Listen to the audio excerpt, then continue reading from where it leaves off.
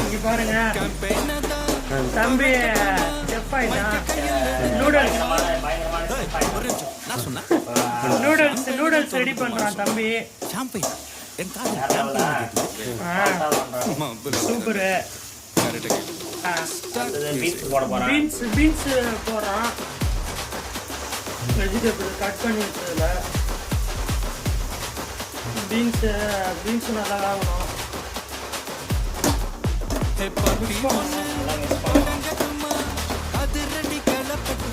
நல்லா வெந்தாதான்